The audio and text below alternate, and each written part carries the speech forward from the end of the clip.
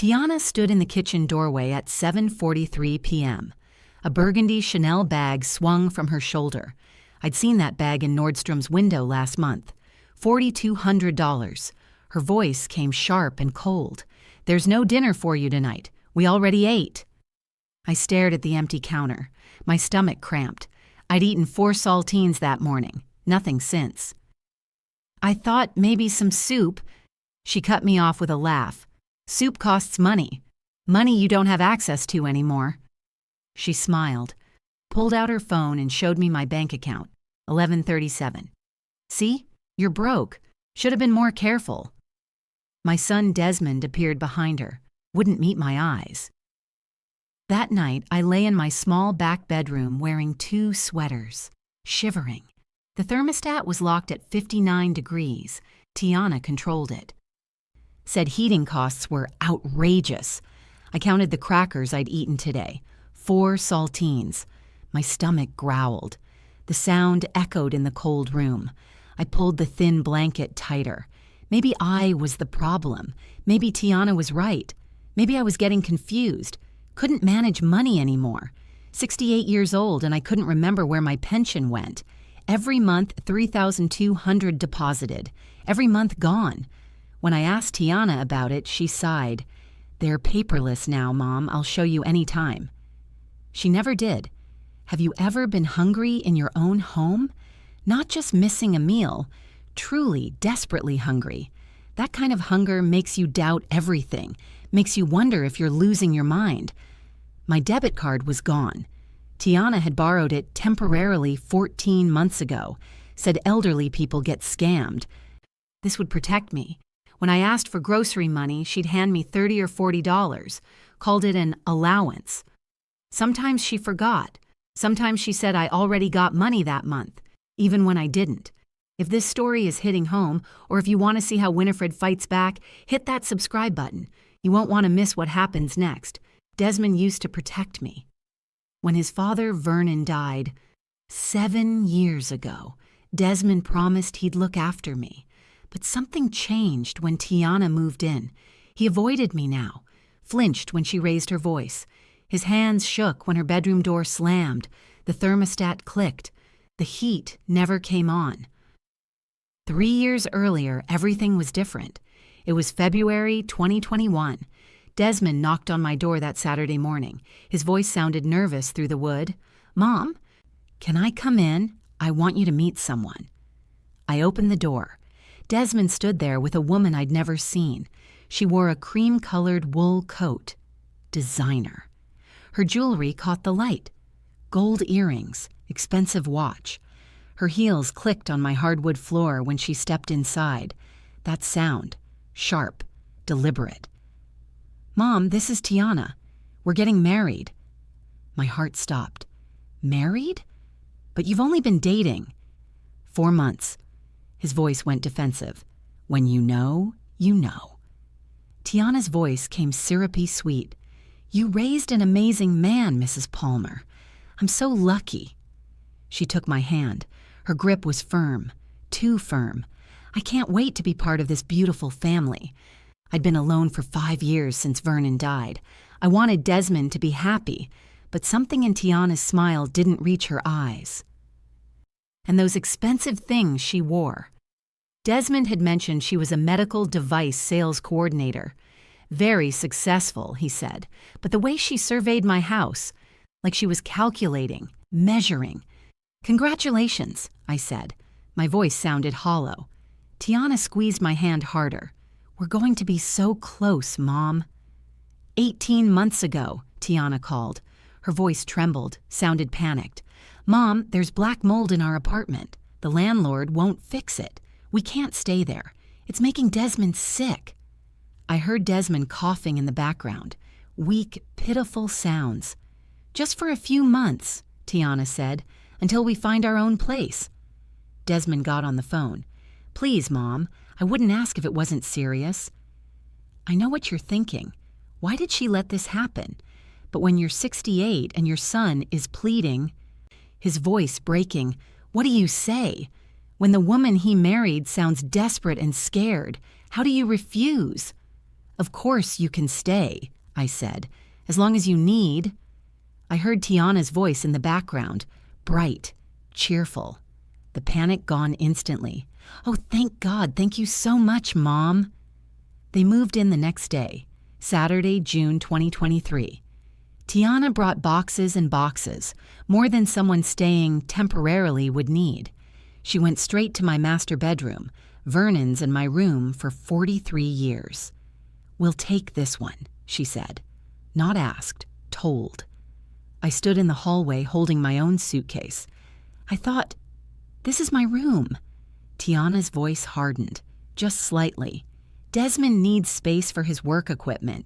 You understand, right? You're so generous, Mom. Not all mothers-in-law are like you."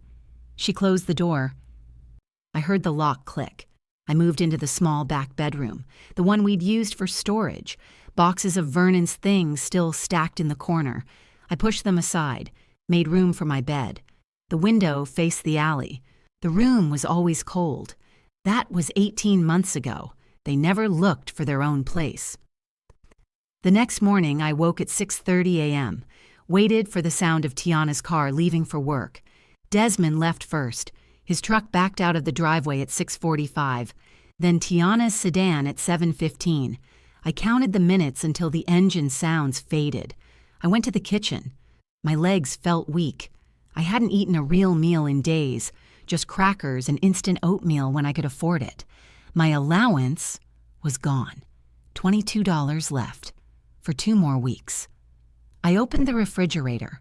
The cold air hit my face.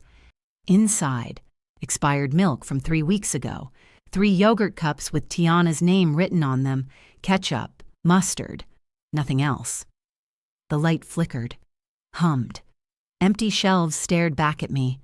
I opened the pantry. 1 box of saltine crackers, 3 packets of instant oatmeal, 2 cans of soup. That was it. In a house I'd owned free and clear for 23 years, in a kitchen where I used to cook Thanksgiving dinner for 15 people, where Vernon and I made pancakes every Sunday morning, where my grandchildren ate cookies I'd baked from scratch. I took 3 crackers, poured weak instant coffee. The coffee maker sputtered. I couldn't remember the last time I'd bought real coffee, the kind that smelled rich and dark when it brewed. But here's what made me realize I wasn't crazy, what made everything click into place. I caught my reflection in the kitchen window, gaunt, skeletal, my cheekbones sharp, my collarbones jutting. I looked like someone dying. Because I was. Slowly, deliberately. Someone was starving me in my own home. I used to cook for my family. Now I rationed crackers like a prisoner. The refrigerator hummed behind me. Empty. Always empty. At 8:45 a.m., I stood at the living room window, watched the mailbox at the end of the driveway.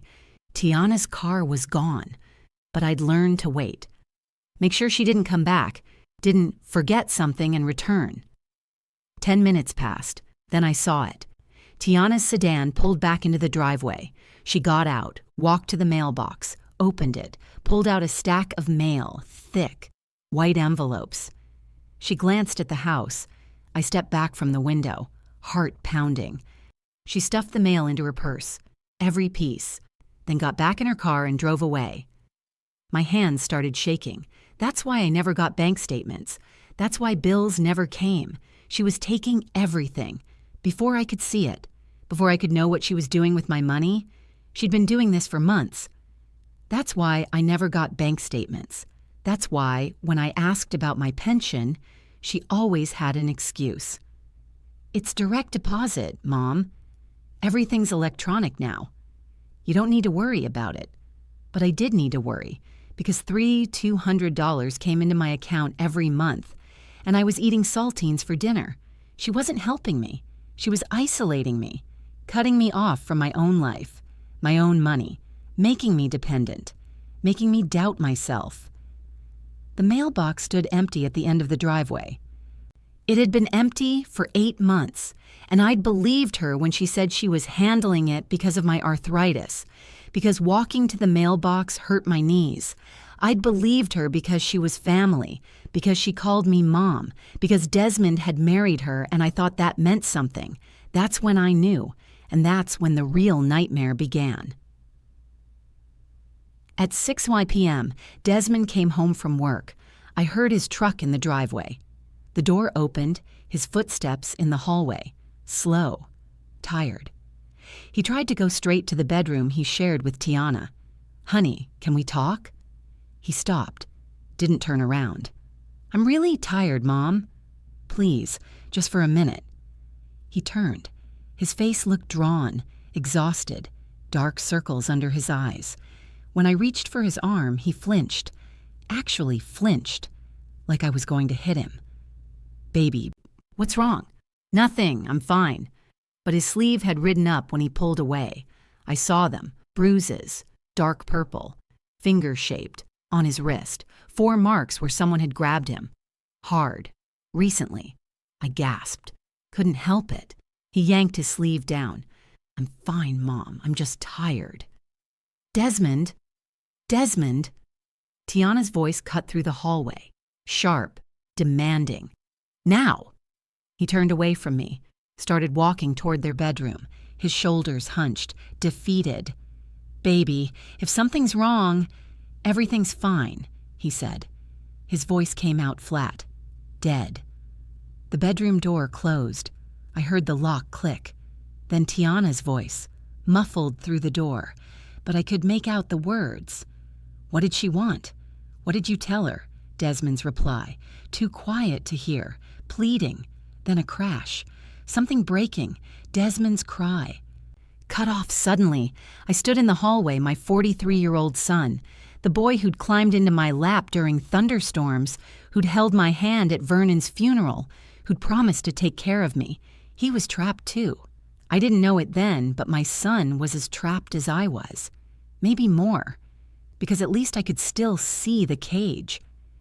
Desmond had stopped looking at the bars years ago. That night, I lay in bed at 11. Couldn't sleep. Through the thin walls, I heard Tiana yelling. Her voice rose and fell, angry, vicious. I couldn't make out the words, just the tone, the rage. Then a crash. Something heavy hitting the floor, or the wall. Desmond's voice, muffled. "Please." Another crash. Then silence. I stared at the ceiling. This was my house, the house Vernon and I bought in 1983, the house where I'd raised 2 children, where Christmas mornings happened and birthdays and graduations, the house I'd paid off after Vernon died, with his life insurance and my careful budgeting and working 3 extra years before retirement. This was my house, and I was cold, hungry, afraid. My son was being hurt, and I'd been too confused to see it, too ashamed to ask for help, too worried about bothering anyone. I reached under my mattress, pulled out my old flip phone, the one I'd kept when I upgraded, the one Tiana didn't know about. I'd hidden it 6 months ago, some instinct telling me I might need it. I needed to call Constance, my daughter, but I needed proof first, because if I called her now, if I told her what was happening, would she even believe me? Or would Tiana convince her I was confused? Senile? Making things up? I pulled out a small notebook, the kind Vernon used to keep in his shirt pocket, started writing. Dates, amounts, incidents. My handwriting shook, but I kept writing. Evidence, documentation, proof. November 27th, 2024. Tiana showed me bank account, 1137s. No dinner provided. Stomach cramping from hunger. November 28th, 2024. Morning. Refrigerator nearly empty. 3 yogurts with Tiana's name. No food for me. Allowance, $22 remaining. November 28th, 2024, 8:45 a.m. Watch Tiana take mail from mailbox. All of it.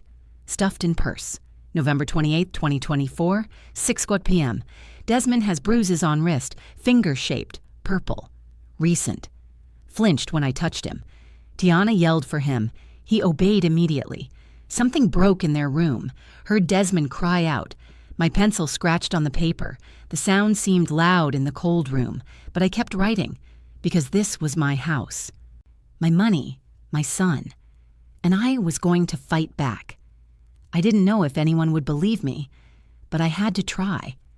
What I was about to discover would change everything. But first, I needed help from someone who still believed in me, someone who remembered who I was before Tiana made me doubt myself, someone who wouldn't stop until the truth came out. I needed my daughter. My daughter Constance called on Thanksgiving Day, 2:00 in the afternoon. I was lying in bed, couldn't get up, didn't have the energy. My phone rang. Her name lit up the screen. My daughter, Constance, 40 years old, financial analyst, living 2 hours north in Duluth. The daughter who inherited my attention to detail and her father, Vernon's protective instincts. The daughter who called every week to check on me. I answered. My voice came out thin, fragile, like paper tearing. "Hi, baby." "Mom, you sound tired. Did you cook?" I closed my eyes. Thanksgiving. I used to cook for hours. Turkey, stuffing, green bean casserole, sweet potato pie. The kitchen would smell like heaven. Everyone would come. Desmond, Constance, her daughter Amara. We'd laugh, tell stories about Vernon, fill the house with warmth. No, baby. Not this year. Silence on the other end. Then Constance's voice changed, got sharp, focused. "Why not? Aren't Desmond and Tiana there?" My throat closed. I tried to speak, couldn't. The tears came, quiet, pathetic. I tried to stop them. Couldn't do that either. "Mom?" They had plans. My voice broke. "I'm fine, sweetie. I'm just tired." Have you ever heard your mother cry and known instantly something was terribly wrong? That's what happened to Constance. I could hear it in her breathing, the shift, the alarm. "I'm driving down tomorrow. Don't argue." "You don't have to. Tomorrow morning. I'll be there by 10. She hung up. I lay there holding the phone, shaking. Because part of me felt relief. Someone was coming. Someone who loved me. Someone who might see what I couldn't say. But another part felt shame. Deep, crushing shame. Because I'd let this happen. I'd let Tiana take everything. And now my daughter would see. Constance arrived the next morning, Black Friday, 9:47 a.m. I heard her car pull up, heard her door slam, heard her footsteps on the walkway. Fast, angry. She used her old key, the one I'd given her when she was 16. The lock clicked. The door opened. "Mom?" I was upstairs, in my bedroom, wearing 2 sweaters and my winter coat, sitting on the bed. I'd tried to brush my hair, tried to look normal, but I didn't have the strength. I heard Constance walk through the house, heard her stop. The refrigerator opened, the hum got louder, then silence as she stared inside. The door closed, footsteps to the pantry. That door opened, closed. Her breathing got louder, sharper, then her footsteps on the stairs, coming up, fast. She appeared in my doorway. "Mom, what the hell is going on?" I tried to speak. My voice came out small. "I didn't want you to worry." Constance had been checking in weekly by phone, but I'd always said everything was fine. I'd learned from Vernon, never burden your children. They had their own lives, their own problems. But this was beyond fine. She pulled out her phone, started taking pictures. The room, me, the coat I was wearing indoors, the thermostat showing 59 degrees. Then she went back downstairs. I heard her opening things, the refrigerator again, the pantry, more pictures, the phone camera clicking over and over. She came back up, sat next to me on the bed. Her voice shook. "How long?" 14 months. "And you didn't call me?" I thought, maybe I was confused. Maybe I wasn't remembering things right. Constance took my hand, squeezed hard. "You're not confused, Mom. This is abuse, elder abuse, and we're gonna stop it. I want you to picture this. A woman who raised 2 children, worked 35 years, owned her home free and clear, starving in her own kitchen. That's what Constance saw. That's what made her voice go cold and hard and absolutely terrifying. Monday morning, December the 2nd, Constance drove me to Wells Fargo, the bank where I'd had my account for 42 years. She'd called ahead, demanded to speak to the manager. Mr. Adeyemi met us in his office, 10:15 in the morning. He was professional, polite, sat behind his desk and pulled up my account on his computer screen. "Mrs. Palmer, when did you last access this account?" I opened my mouth. Constance answered for me. "She hasn't. Her daughter-in-law handles it." Mr. Adeyemi's face went carefully blank. That expression bankers use when they see something wrong. His fingers moved on the keyboard, clicking, scrolling. His breathing got quiet, controlled. He turned the screen toward us. "I need you to look at this." 14 months of transactions. Every month the same pattern. Third of the month, $3,200 deposit. Social Security pension. Within 48 hours, check withdrawals, $2,800, $2,100, $2,400, different amounts, but always within 2 days, always checks. "Mrs. Palmer, are these your checks?" I leaned forward, squinted at the screen, the check images. My name signed at the bottom, but the handwriting, wrong. The loops too wide, the slant different. Not my signature. "No, those aren't her checks," Constance said. Her voice came out ice cold, deadly. "I want every transaction record for 18 months, printed, now." Mr. Adeyemi nodded. "I'm also filing a fraud report. This appears to be identity theft." The printer started running, page after page. The sound filled the small office. Mechanical, damning, evidence, but forged checks were just the beginning. What Constance found next would make the hair on your neck stand up. Same day, 1:30 in the afternoon. Constance took me to the post office, walked up to the counter, told the clerk she needed to file an inquiry. Why wasn't mail arriving at my address? The clerk typed into her computer, frowned, typed more. "Mail's been forwarded to a P.O. box for," she squinted at the screen, "8 months." "I didn't authorize that," I said. The clerk pulled up the form. "Authorization shows your signature." Constance leaned over the counter. "Can I see that?" The clerk printed it, handed it over. Constance held it next to one of my checks, the real ones, from before Tiana. She showed me. "Look at the signature, Mom. Same person who forged your checks forged this."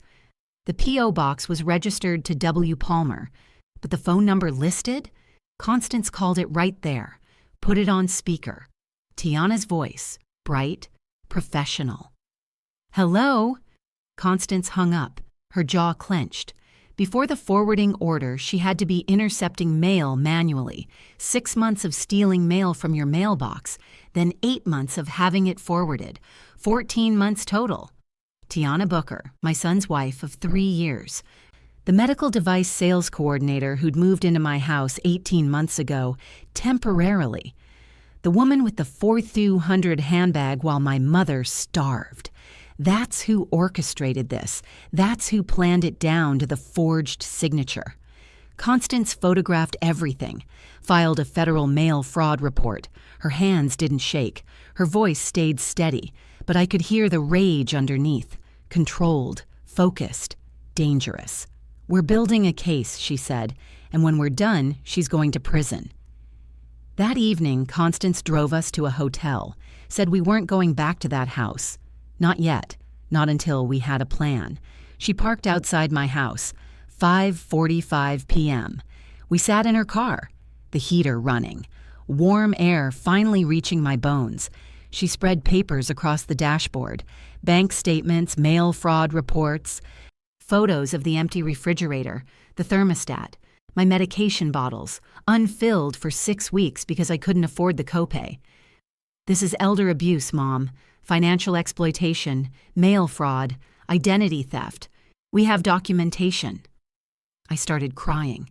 Not the quiet tears from Thanksgiving, deep, heaving sobs. I thought I was going crazy. I thought it was my fault. Constance grabbed my hands. "This isn't your fault. This is crime, and we're going to stop her." But then I remembered. Desmond. The bruises, the way he flinched, the crashes through the wall at night. I think she's hurting him too. Constance went still. "What?" "Desmond. He has bruises on his wrist, finger-shaped. When I asked about them, he pulled away, and at night I hear her yelling, things breaking, him crying. The papers rustled in Constance's hands. The heater hummed. Outside, darkness fell. Then we save you both, Constance said, her voice steady, absolute. Now here's where the story takes a turn, because Constance wasn't just a concerned daughter. She was a financial analyst who knew exactly how to build a case, who understood paper trails and documentation and evidence, who wouldn't stop until she had everything she needed to destroy Tiana completely. That night, 10 o'clock, hotel room. Constance had gotten us adjoining rooms. I lay in bed, clean sheets, warm blanket, room set to 72 degrees. I'd eaten a full meal, soup, sandwich, salad. My stomach hurt from the food, but good hurt. Full hurt. Through the adjoining door, I heard Constance's laptop, the keyboard clicking. Fast, steady. I got up, walked to the doorway. She sat at the desk. Multiple windows open on her screen. Google searches, public records, criminal background checks. Constance, what are you doing? Research. Her fingers kept typing. Tiana Booker, Wanda Russell, Ashley Russell? Who are Wanda and Ashley? Tiana's mother and sister.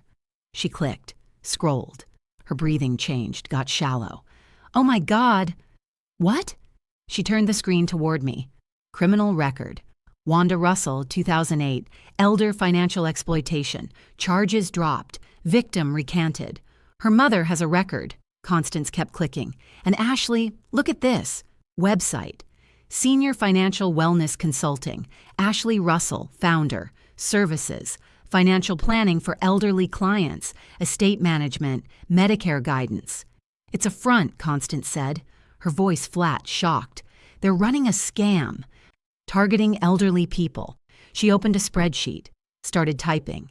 Tiana's luxury purchases, the amounts, then the pension theft. The numbers didn't match. Mom, the designer bags, the jewelry, the car.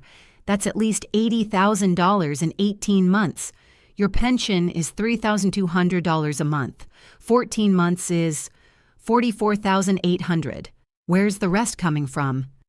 The hotel AC hummed. The laptop screen glowed. Constance's face pale in the light. Oh my God, she whispered. It's not just you, Mom. It's a whole operation. She kept searching, cross-referencing addresses, names, purchases. Her fingers flying over the keyboard, her breathing getting faster. They've done this before, and they're doing it to multiple people. I sat on the edge of her bed, cold, even in the warm room, because the scope of it, the planning, the coordination, this wasn't just Tiana being greedy. This was organized, professional, a family business built on destroying people like me. Tiana wasn't working alone. This was a family business, and my mother wasn't their first victim. Constance turned to me, her eyes hard, determined. We need more proof, everything. Because when we take them down, we're taking down all three. Wednesday morning, December 4th, 11 o'clock. Tiana walked into the house. She'd gone to check the P.O. box, her P.O. box, the one registered under W. Palmer. The mail sat on the kitchen counter, white envelopes, official looking. She opened the first one. Wells Fargo Bank, fraud alert investigation, account number listed, Winifred's account. Her hands went still. She opened the second envelope. U.S. Postal Service, mail fraud investigation, case number, federal. Her phone was already in her hand. She dialed Constance. Her voice came out sweet, concerned, dripping with false sympathy. Hi, Constance. I've been meaning to call you. I'm worried about your mother. Constance's voice came back flat, cold. What are you worried about? She's been so confused lately, forgetting things. I think she might be struggling with dementia. She went to the bank this week and told them I'm stealing from her. Can you imagine? The bank manager says someone's been forging checks on her account. Tiana's voice hardened, just slightly. Be careful what you accuse people of. Slander is illegal. So is identity theft, and elder abuse, and fraud. The line went dead. Tiana stared at her phone, then dialed another number. It rang twice. "Hey, baby girl." Her mother Wanda's voice, rough, gravelly from years of smoking. "We have a problem." Tiana's voice came out sharp, dangerous. "The daughter knows. She's been to the bank, filed reports." "How much does she have?" "Enough to be trouble." Silence on the other end, then Wanda's laugh, dark, amused. "Then we move faster. You know what to do." Tiana hung up, stood in the kitchen. Her kitchen now, her house, almost. Just needed the old woman gone. Then she could sell it, pay off the loan sharks, start over somewhere new. Now the real battle began, because Tiana wasn't going down without a fight. She'd done this before, in Wisconsin, in Indiana before that. She knew how to manipulate, how to threaten, how to make people back down. But she didn't know Constance, didn't know what Vernon's daughter inherited wasn't just his attention to detail. It was his stubbornness, his absolute refusal to quit once he started something. If you're invested in seeing justice served, subscribe now. The confrontation you're about to witness is unbelievable. Thursday afternoon, December 5th, 1 o'clock. Constance and I stood inside the house. Tiana was at work. Desmond, too. We had maybe 3 hours before either of them came home. Constance pulled equipment from her bag. 3 small cameras. Tiny. Black. Motion activated. She held one up. "These stream directly to my phone. Video and audio. Legal because it's your house and you're consenting." My hands shook. What if she finds them? She won't. They're designed to be invisible. Watch. She set up the ladder, climbed to the smoke detector in the living room, opened the cover. The camera went inside. When she closed it, I couldn't see anything different. There's one. Kitchen is next. Vernon had taught both daughters to document everything. "Paper trail beats memory," he'd say during his years as an accountant. He'd kept receipts for everything, every purchase, every payment, every transaction recorded and filed. Constance inherited that precision, and now it was saving her mother's life. She installed the second camera in the bookshelf, behind a photo frame. The lens peeked through, barely visible even when I knew where to look. The third went in the hallway, inside the wall clock. The clock still worked, but now it watched. "What are we hoping to capture?" I whispered. "Everything. Tiana talking to her mother, her sister, anyone. If she admits anything at all, we have it on record. And if she doesn't?" Constance climbed down the ladder, folded it. "Then we still have the bank fraud, the mail fraud, the forged checks. We have enough to prosecute, but if she talks..." Her voice got quiet, intense. "If she talks, we bury her." We left before 2:30, locked the door, drove back to the hotel. Constance's phone sat on the dashboard. 3 squares on the screen, live feeds from 3 cameras, empty rooms. Waiting. Those cameras would capture something even Constance didn't expect, something that would turn a financial crime case into attempted murder. Friday evening, December 6th, 5:30 p.m. I watched Constance park outside Desmond's office building. She'd left me at the hotel, said this conversation needed to be private. She texted me later, told me everything. Desmond, my 43-year-old brother, logistics coordinator, the boy who used to climb into our mother's lap during thunderstorms, now a grown man flinching from his own wife's touch. That's who Constance found in the parking lot. She blocked his car. He tried to go around. She stepped in front of him. "I know she's hurting you." "I don't know what you're talking about." "Desmond, I saw the bruises. Mom told me about the screaming, the things breaking." "I know." He tried to push past her. She grabbed his arm. He flinched, actually flinched from his own sister's touch. And that's when he broke. Harsh, heaving sobs, standing in a parking lot at sunset, crying like a child. "She'll destroy me," he said. His voice came out broken, desperate. "She has recordings, fake evidence. She said she'll tell my boss I assaulted her, that I'm abusive. I'll lose my job. my reputation, everything. Constance's voice stayed steady. What recordings? She records me when I'm sleeping, when I'm upset. Then she edits them, takes things out of context, makes it sound like I'm threatening her. She's been doing it for months.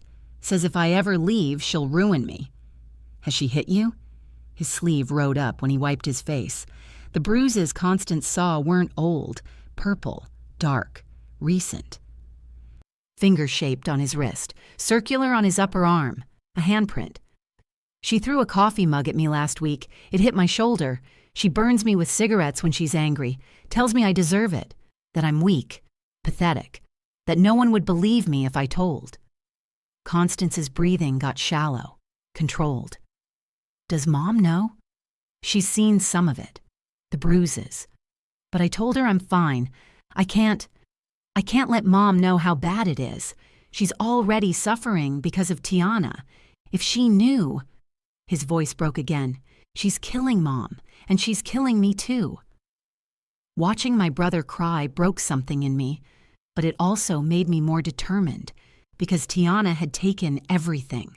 Our mother's money, her dignity, her health, and now this, my brother, broken, terrified, trapped.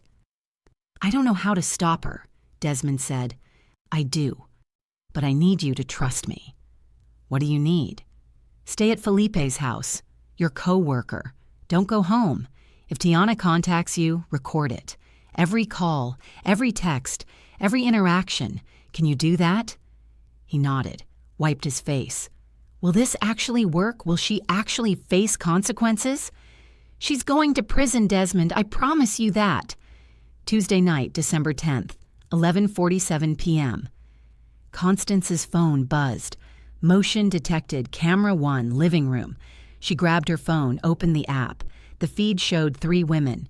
Tiana. An older woman, had to be Wanda. Another woman, younger, pretty, Ashley. Empty wine bottles on the coffee table. They were drunk, laughing, celebrating. Ashley's birthday, Constance whispered. She sat up in bed, turned the volume up. Tiana's voice came through crystal clear. The old bitch is down to 112 pounds. I give it another month and hypothermia will finish it. Then we sell the house and I'm clear with the loan sharks. Constance's blood went cold. Wanda cackled, loud, drunk. Your best work yet, baby girl. Better than the Wisconsin guy. Remember him?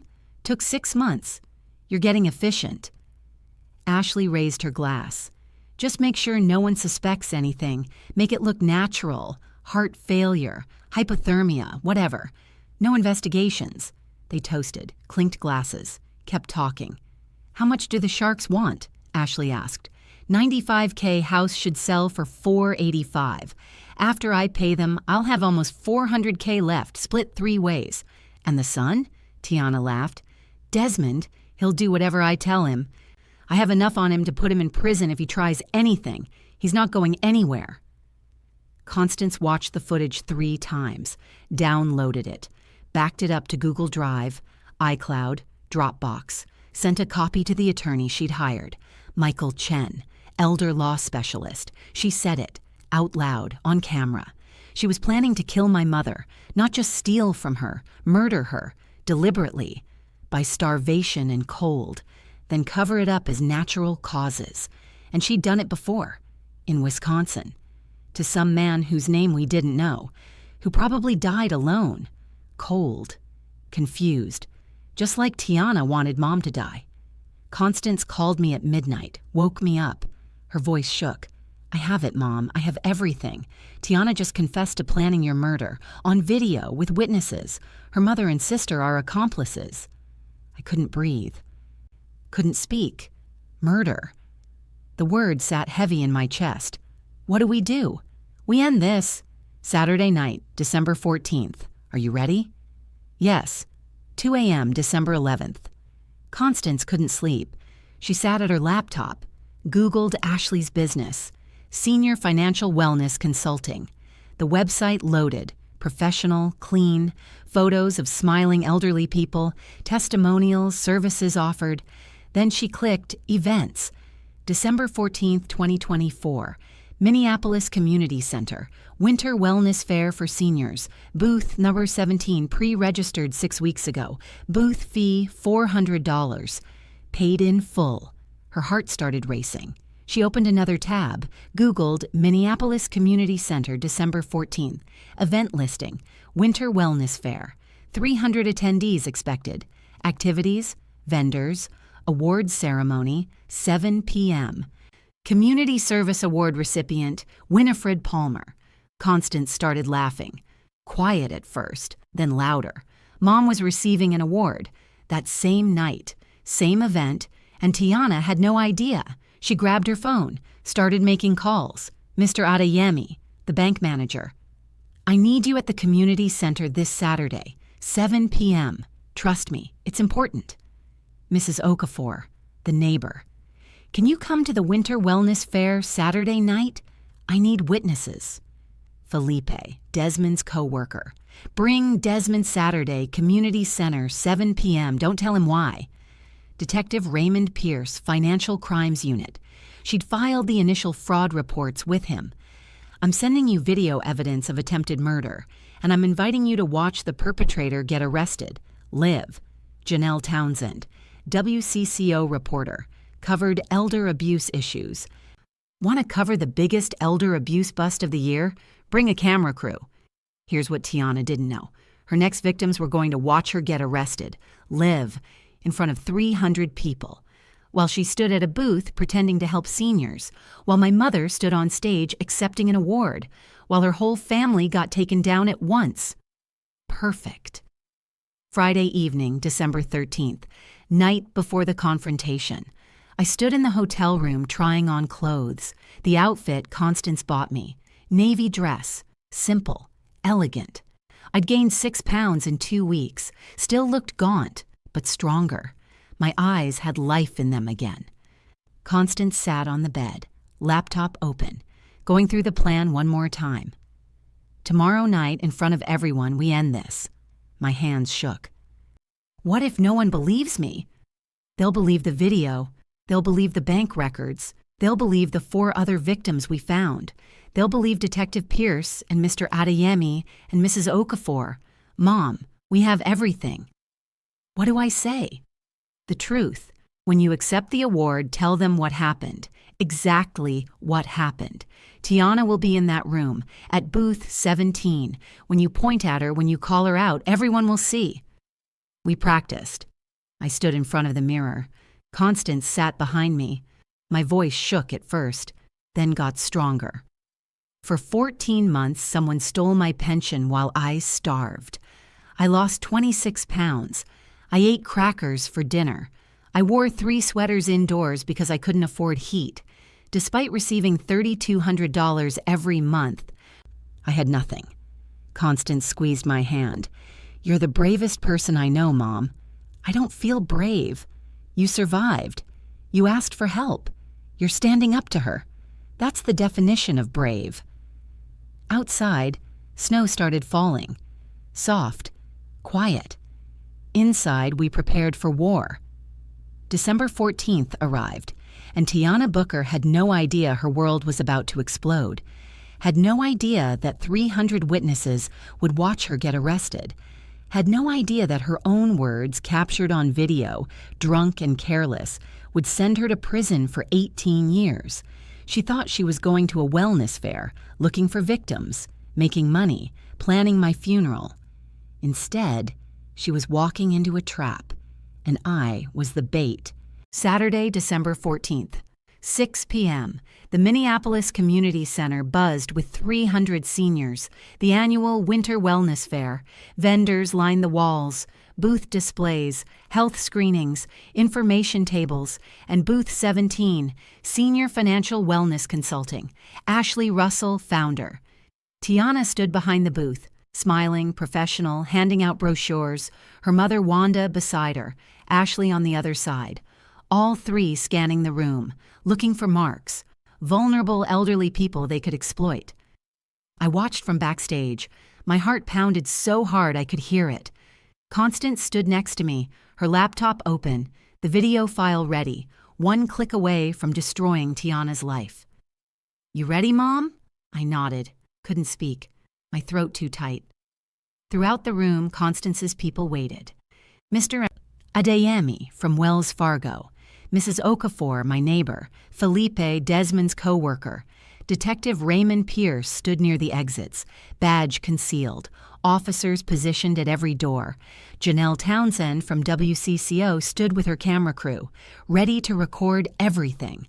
The coordinator tapped the microphone. Feedback screeched.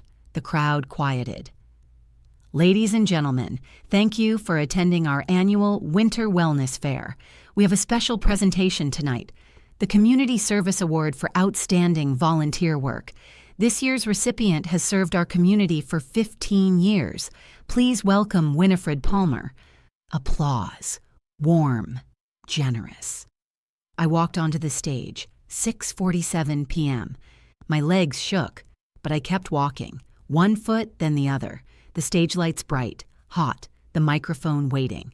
Across the room at booth 17, Tiana's head snapped up. Her mouth fell open. She grabbed Wanda's arm. What is she doing here? Picture this, 300 people, a decorated stage, and a woman about to tell the truth that would destroy 3 criminals. That was me. 68 years old, 26 pounds lighter than 4 months ago, but standing, fighting, alive. I reached the microphone. The coordinator handed me a plaque. I took it, set it down, looked out at the crowd, saw Tiana staring, saw the moment she realized what was about to happen. What happens next is jaw-dropping. Make sure you're subscribed so you don't miss stories like this. Hit that bell icon. I gripped the microphone stand. My hands shook. My voice came out thin at first, then stronger.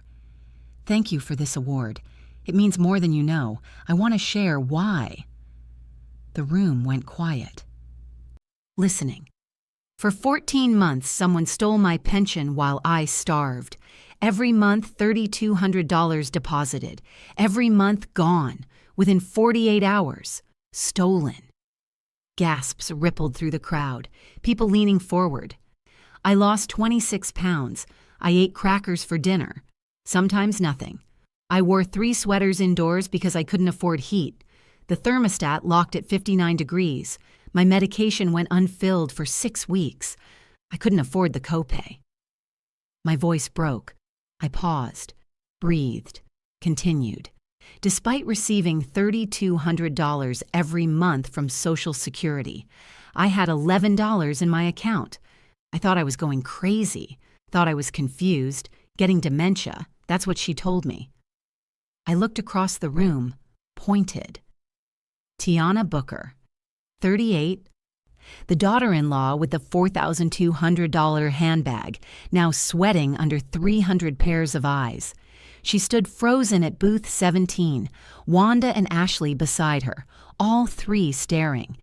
That person is here tonight, running a booth, looking for her next victim.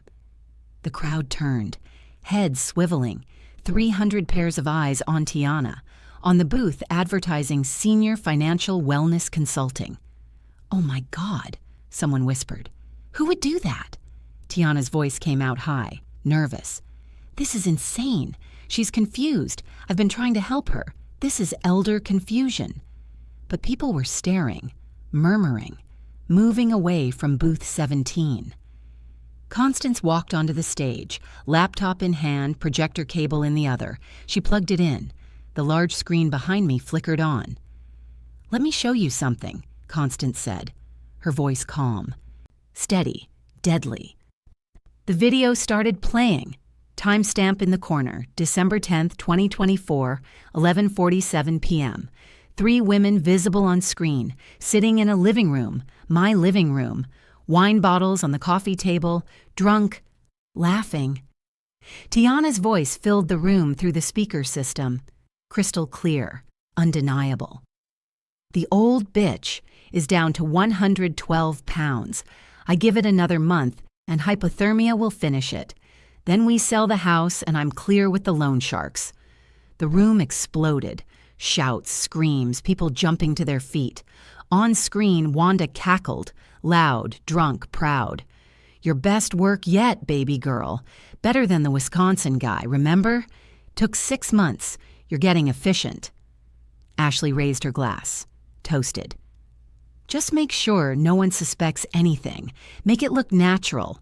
Heart failure, whatever. They clinked glasses, kept talking. The video played for 90 seconds. Every damning word, every confession, every piece of evidence we needed. How much do the loan sharks want? Ashley's voice. $95K house should sell for $485. After I pay them, I'll have almost $400K left. The crowd screamed, shouted, "Call the police! I can't believe it! That's murder!" Tiana bolted, ran for the exit. Detective Pierce stepped in front of her, badge out, authoritative, commanding. "Nobody moves!" Officers appeared at every exit. Tiana screamed, "This is a setup! That video is fake! She's lying!" But the video kept playing. Her voice, her face, her mother, her sister, all captured on camera. Drunk, careless, confessing to attempted murder. Her own words, recorded, undeniable. She just confessed to attempted murder in front of 300 witnesses. And it was all on video, backed up to 3 different cloud services, sent to the police, sent to my attorney. Irrefutable. Constant switch slides. Bank records appeared. Charts, numbers, dates. 14 months of transactions. Every forged check highlighted. Every fraudulent withdrawal marked. Tiana Booker, her mother Wanda Russell, and her sister Ashley Russell have been operating an elder abuse ring in Minneapolis for 3 years. They've stolen from 5 elderly women, including my mother. Photos appeared on screen. 4 other women, elderly, gaunt, victims. Below each photo, names, amount stolen. Total theft, $840,000. A woman in the 3rd row stood up, crying, pointing at the screen. "That's me. She stole $87,000 from me. I lost my house. I thought I was going crazy." Another woman rose from the back, voice shaking. "She drained my savings, told me I was confused, that I must have spent it. I believed her." A 3rd victim stood.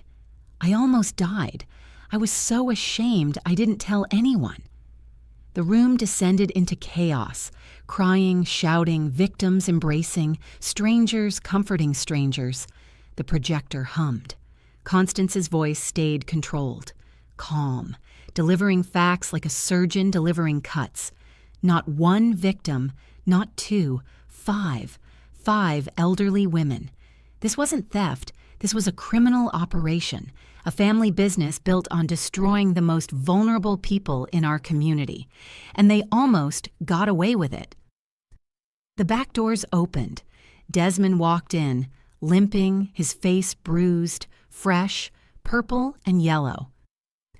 From that morning, Tiana had thrown a coffee mug at him before leaving for the fair. It hit his cheek, drew blood. The crowd parted. Let him through. He walked slowly to the stage, every step visible. Painful. He climbed the stairs, stood at the microphone next to me, pulled out his phone, pressed play, turned the volume up. Tiana's voice screamed through the speakers.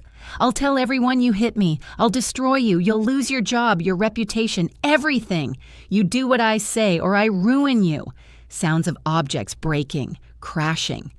Tiana's voice continued. "You're pathetic, weak, nothing. You think anyone will believe you? A man claiming abuse? They'll laugh at you." More crashes. Then Desmond's voice, quiet, pleading. "Please stop, please." Tiana's laugh, cruel. "Make me. Oh, wait, you can't, because you're too scared. You know what I'll do." The recording stopped. Silence. Then Desmond connected his phone to the projector. Photos appeared, bruises on his ribs, dark purple, handprints, burn marks on his arms, circular, cigarette-sized, police reports, filed in secret, documented, dated. Desmond's voice shook. "She's been beating me for 18 months. I was too scared to leave, too scared to help my mother. She told me she'd destroy my career, accuse me of assault, ruin my life. I believed her. He turned, looked at me, tears streaming down his face. I'm so sorry, Mom. I should have protected you. I was a coward. I reached for him, pulled him close. You weren't a coward. You were surviving. We both were. My brother, the man I'd looked up to my whole life, was confessing to being abused in front of 300 strangers because he wanted to save our mother, because he'd finally found the courage to break free, because Constance gave him a way out. The crowd stood, applauded, not for the spectacle, for Desmond's courage, for speaking truth, for surviving. If this story is making you feel something, that's why I tell these stories. Subscribe so you never miss one. More coming soon. Detective Pierce stepped forward, holding documents. Official, authoritative. His voice carried through the microphone. I'm Detective Raymond Pierce, Minneapolis Police Department, Financial Crimes Unit. We've been investigating the Russell family for 6 weeks. Thanks to evidence provided by Constance Palmer, we've documented extensive criminal activity. He held up papers. Tiana Booker owes $95,000 to an organized crime operation. Loan sharking, illegal gambling. She planned to forge deed documents to illegally sell Mrs. Palmer's house. We have the forged documents. We have communications with the forgers. He held up printed screenshots. Tiana's search history, blown up, visible to everyone.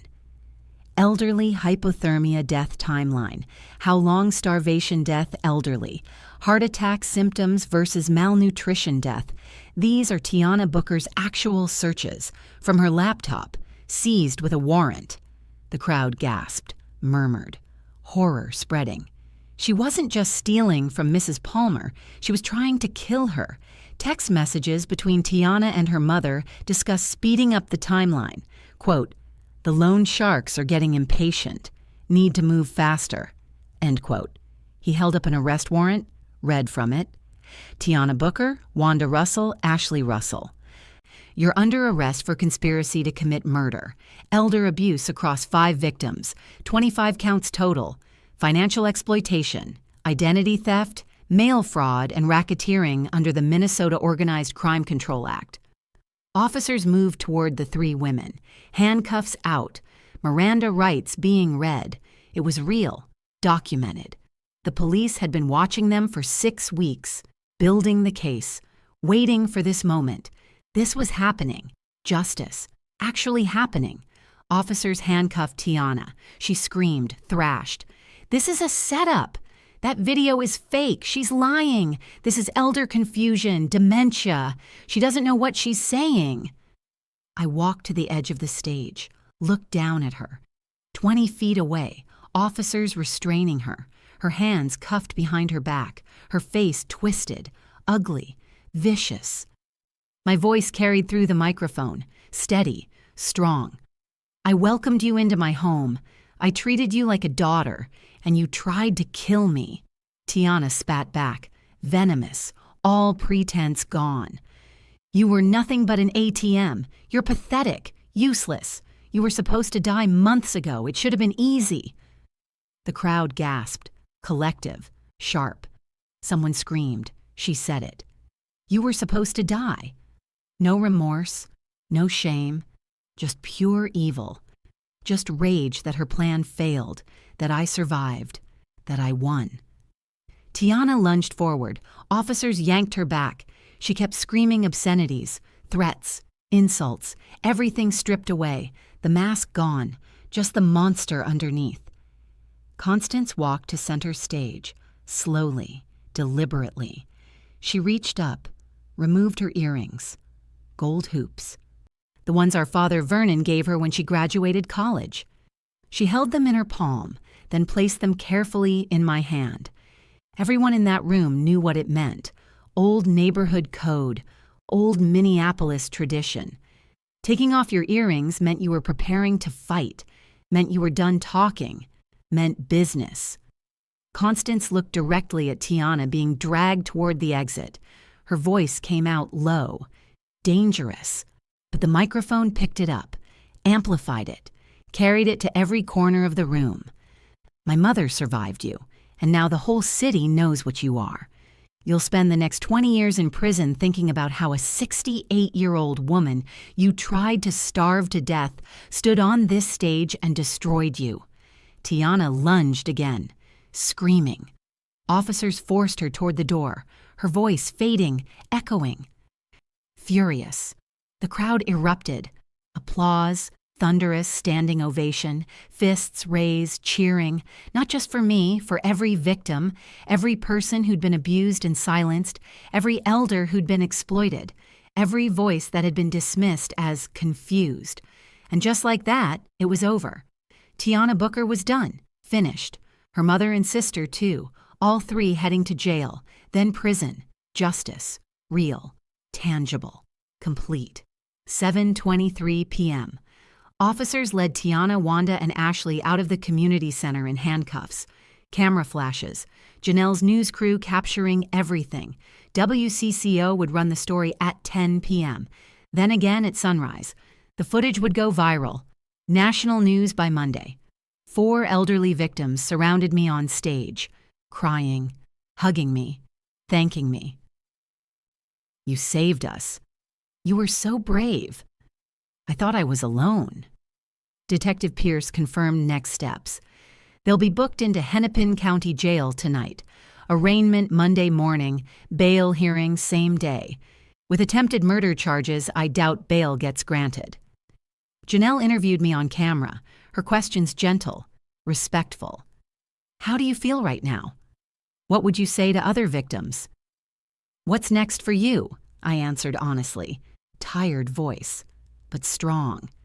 I feel vindicated, and I'd tell other victims, you're not crazy, you're not confused, trust yourself, document everything, tell someone who loves you. Desmond hugged me, held on tight, both of us crying. Constance stood back, watching, exhausted, satisfied. She'd orchestrated this entire thing, every piece, every person, every moment. She'd saved us both. Mr. Apprains? Adeyemi approached. Wells Fargo will refund $31,000 under fraud protection. Should be in your account within 10 business days. Mrs. Okafor, my neighbor, squeezed my hand. I saw what was happening. I should have spoken up sooner. I'm so sorry. You're here now. That matters. The crowd kept coming, seniors sharing their own stories, suspected exploitation, family members stealing, financial abuse, some asking for help, others just wanting to be heard. I listened to every single one, but the story doesn't end with an arrest, because Winifred had to rebuild her life. And that journey started that very night, started with one hug from my son, one squeeze from my daughter's hand, one moment of standing on a stage and refusing to be silenced anymore. The hours after the arrest moved fast. 10:15 p.m., December 14th. Hennepin County Jail. Tiana, Wanda, and Ashley booked, photographed, fingerprinted, locked in separate cells, each one screaming about lawyers, about lawsuits, about police brutality. Nobody listened. December 16th.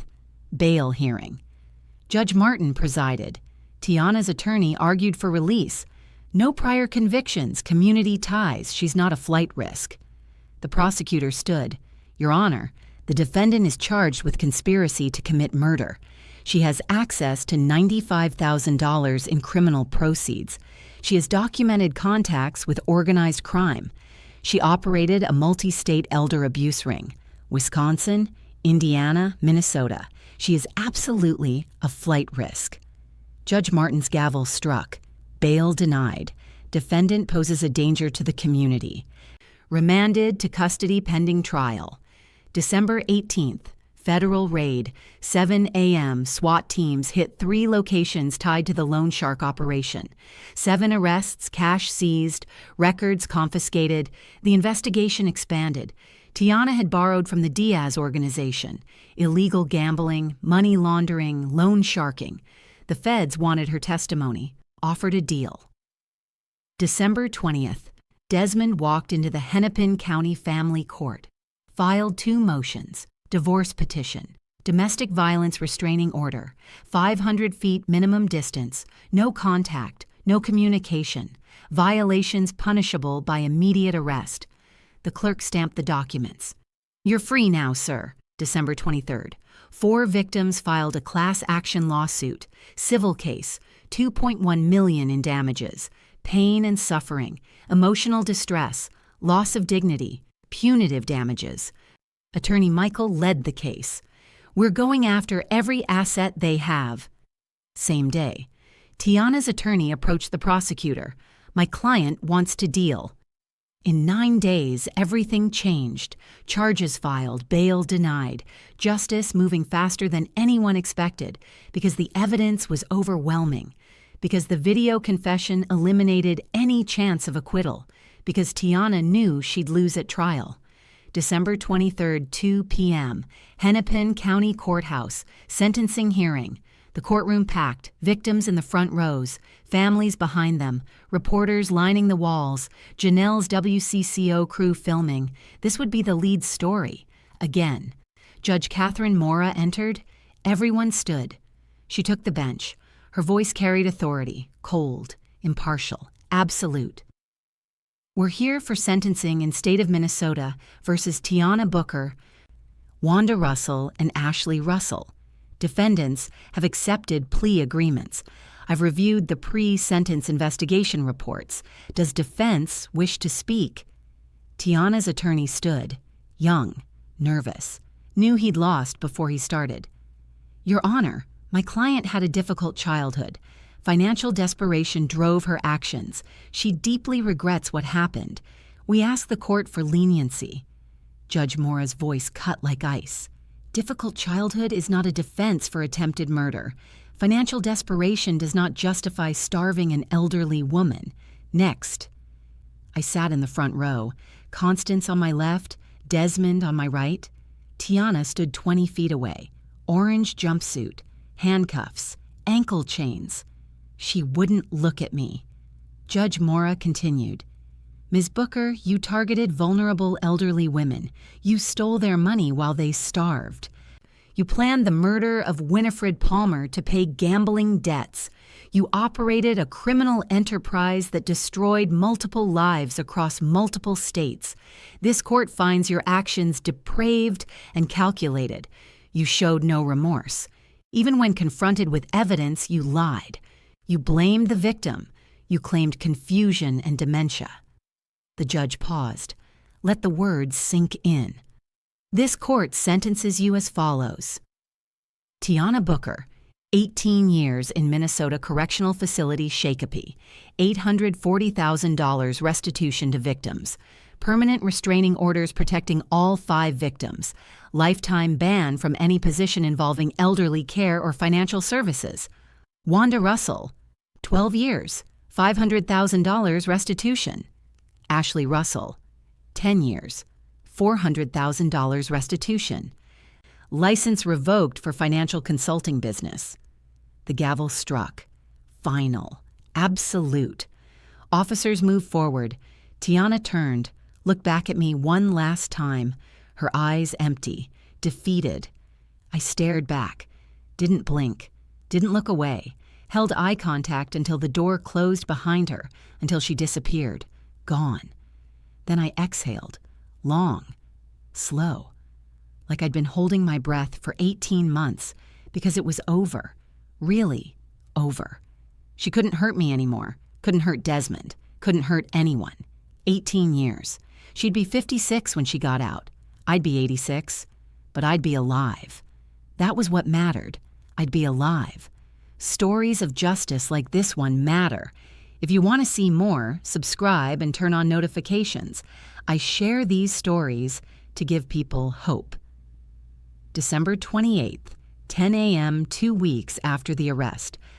Constance drove me to Lund's and Byerly's, the grocery store I'd shopped at for 40 years, before Tiana, before the starvation, before everything fell apart.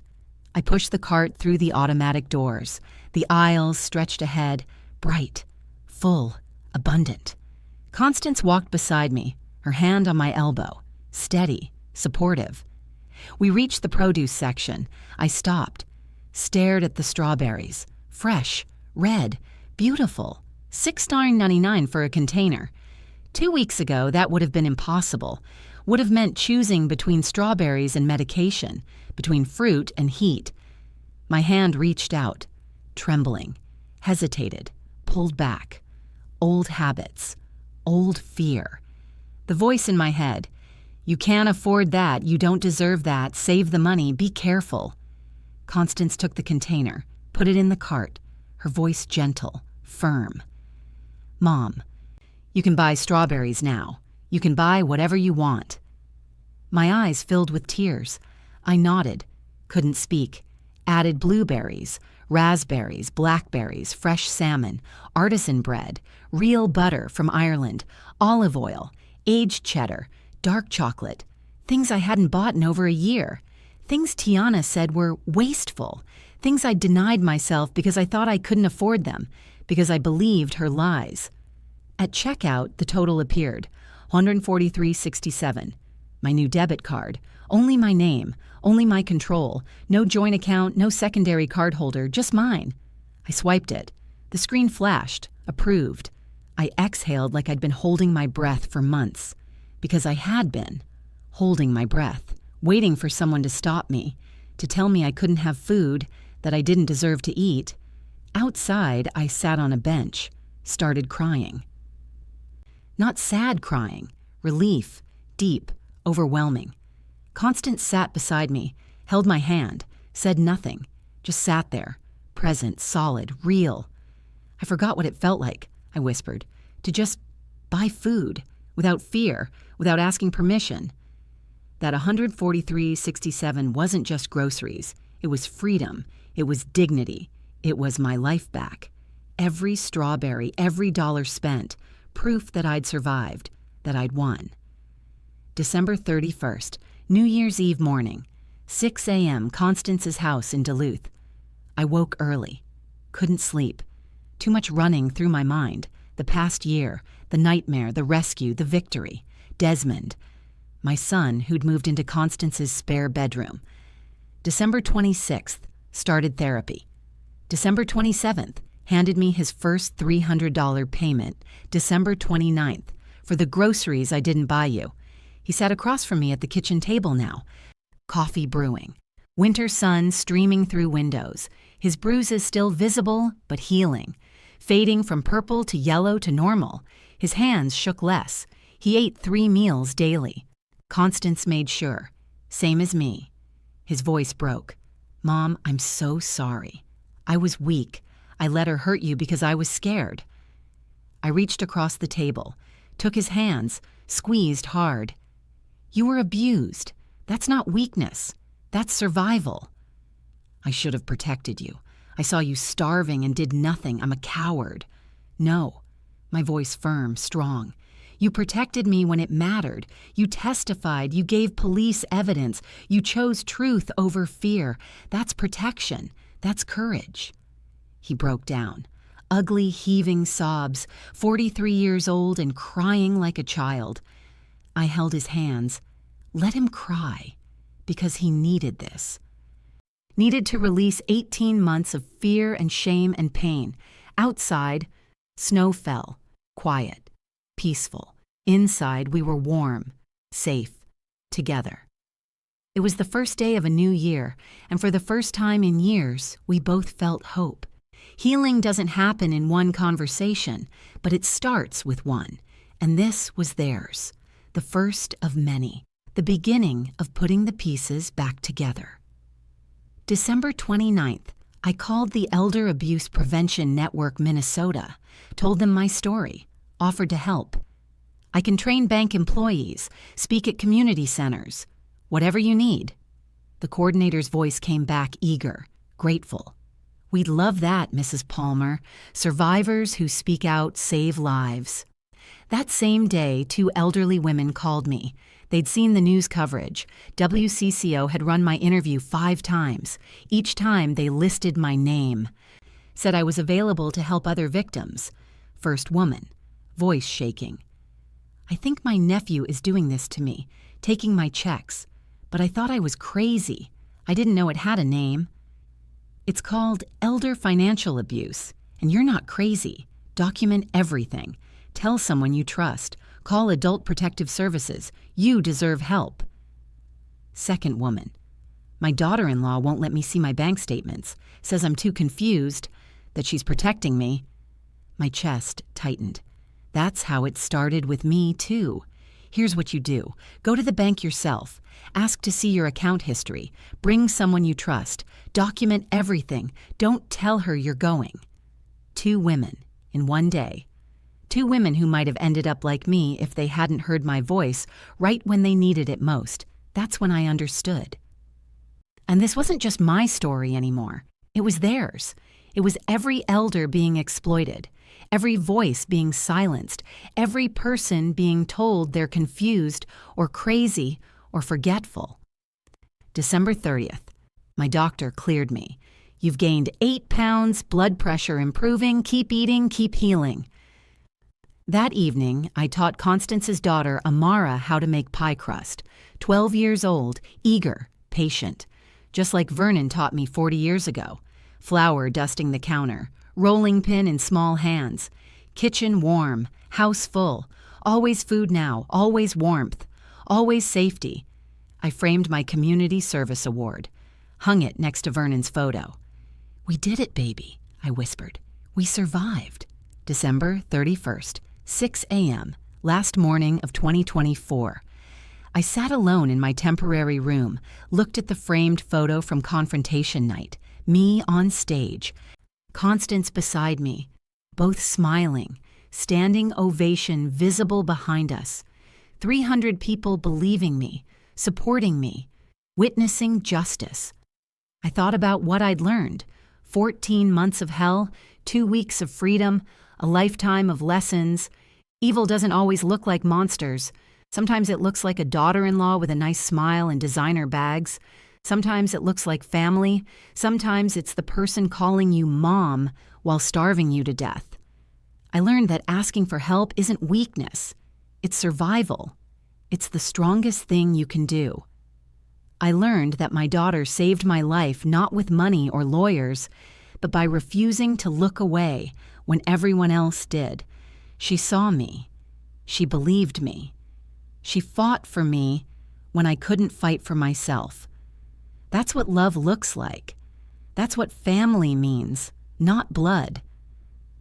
Not obligation, choice, showing up, fighting back. And I learned I'm stronger than I ever knew. 68 years old, and I'm just now learning how strong I am. Better late than never. If you're in a situation like mine, or you know someone who is, don't wait. Tell someone. Document everything. You deserve better, and you're stronger than you think. Thank you so much for watching till the end. Winifred's story is one of those that stays with you, isn't it? If you enjoyed this story and want to hear more like it, stories of survival, justice, and resilience, please subscribe and turn on the notification bell so you won't miss the next one. Drop your country flag and location in the comments. I'd love to know where you're watching from. Whether you're listening from London, New York, or anywhere else, these stories connect us all. And if you're still not subscribed, seriously, what's stopping you? Your feedback means everything and helps me improve every story I share. More powerful stories coming soon. Take care of yourself and each other.